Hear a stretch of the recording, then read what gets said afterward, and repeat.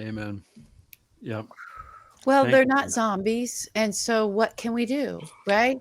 I mean, I see you're sitting there talking about NATO and the fourth. I'm thinking about the World War Z. We've gone from Walking Dead to World War Z, and there is no Brad Pitt that can just come up with a solution out of thin air. Have we Well, asked him? it's what you were saying earlier, which is like, where are the fucking brave people? It was, Where one of are the the brave? best John McCain little quotes ever was just like, be brave, the rest is easy. And it really is, I think it was for him that simple, was like, just do the thing that is brave and that you know will be right. And he didn't always do that, and he hated himself for it. But on foreign policy, he was pretty good at it. But be brave and the rest is easy. And like, where are the fucking brave people? And there have been brave people in the context of European leaders trying to collectivize action for Ukraine during this war. There's been really good small country leadership, especially countries that have previously been occupied by Russia and know how much it fucking sucks to have your family deported and tortured and whatever else.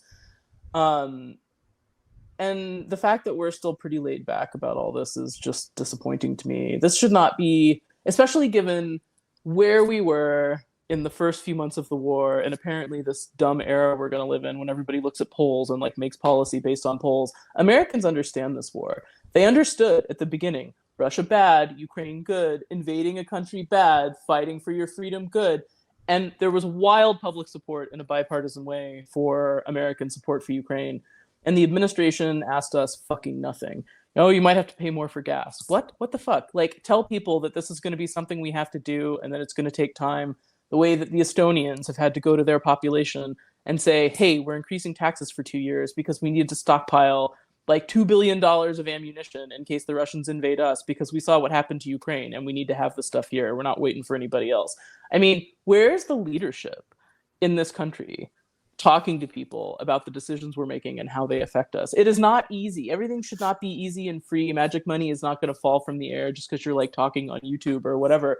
Like, this country needs to suck it up and understand that we are losing in competition. We are losing our position. We are losing our edge in the world because we're electing dummies to run us for the most part. There's too many dummies in charge of stuff. And we decide that this is like, okay, like, ooh, they're just a guy like me, so it will be fine. No, want people who are better.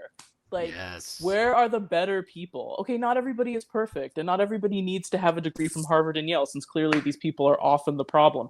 But like, where are the smart people from state schools who have good ideas about actually governing, as opposed to just like we're regulated to YouTube. We have been regulated. I'm fine with YouTube. Here. YouTube is relegated, regulated and relegated.